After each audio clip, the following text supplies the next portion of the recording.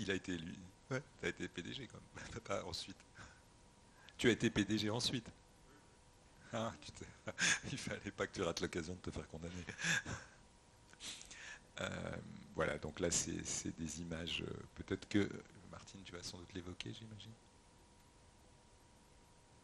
Enfin, il y a eu deux souvenirs différents, en fait. La, celle du milieu, je crois que c'est en 2002.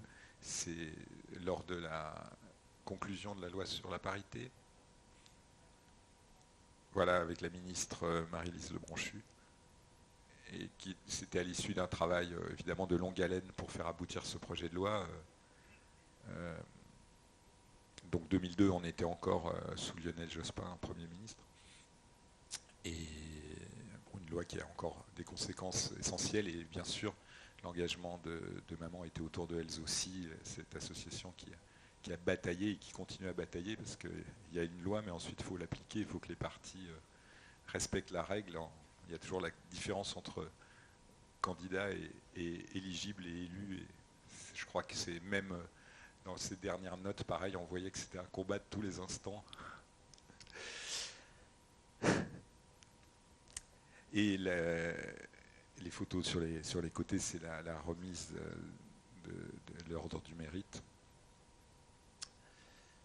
en 2003. Et donc, ces petites filles étaient présentes avec des poussettes. Elles avaient presque 2 ans à l'époque. Nicole Hamelin.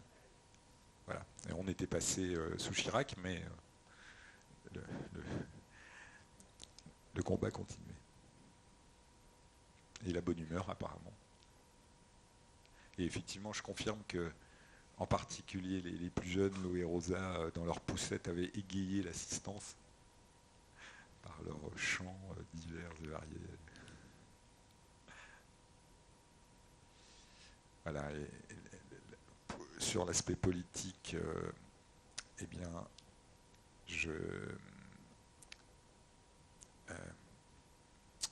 Martine nous a transmis un texte sur la laïcité.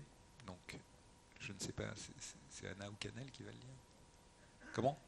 Vous arrangez, d'accord. Juste avant de le lire, l'action politique de Maman s'est beaucoup effectuée. Elle n'est pas allée directement au PS, hein, je crois. En particulier, elle a louvoyé avec le MRG, ou peut-être, enfin, sans être membre, mais en tout cas sympathisante. Et puis il y a un nom qui résume bien, c'est le grain de sable. C'était à l'époque où je crois que c'était Levet, le maire de Maurepas, donc c'était l'opposition. Ce que j'ai oublié de dire, c'est qu'il y avait Le Bisque, qui était également un magazine, il a vécu, dont j'ai pas encore retrouvé de traces dans ce qu'on a fouillé, mais ça ne saurait tarder. Donc, tout ça, c'est des magazines dans lesquels Maman s'est retrouvée, par exemple, à faire la vendeuse de pubs, c'est-à-dire qu'elle allait chez les commerçants pour ramener des pubs. Et je ne vous cache pas qu'elle nous a raconté une anecdote que je trouve aussi. Elle disait, mais mes parents détestaient les commerciaux, ils considéraient que c'était le pire des métiers. Et moi, je me retrouve à faire la commerciale pour ce qui me plaît, c'est-à-dire pour mes idées. Et elle était fière de ça. Quelque part, elle se disait, bon, mes parents seraient peut-être choqués, mais j'assume d'aller me vendre de boulangerie en pressing et en restaurant pour défendre mes idées.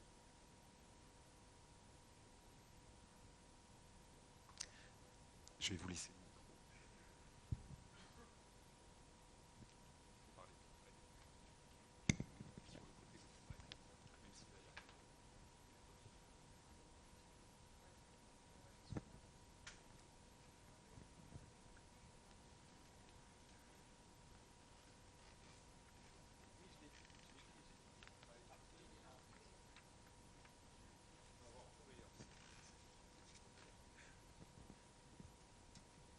Donc ce texte écrit en 2012. Ouais, là ça va okay. Comme ça. Très bien.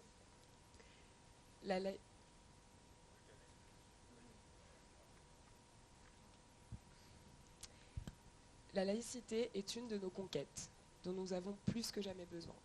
Elle donne sa cohésion à notre société, au-delà de toutes nos différences. Quand ma première petite fille, Cannelle, est venue au monde, riche de sang mêlé, un gouvernement de droite avait fabriqué des sans-papiers, éjectés ensuite d'une église qui leur avait donné asile. Aujourd'hui, un autre gouvernement de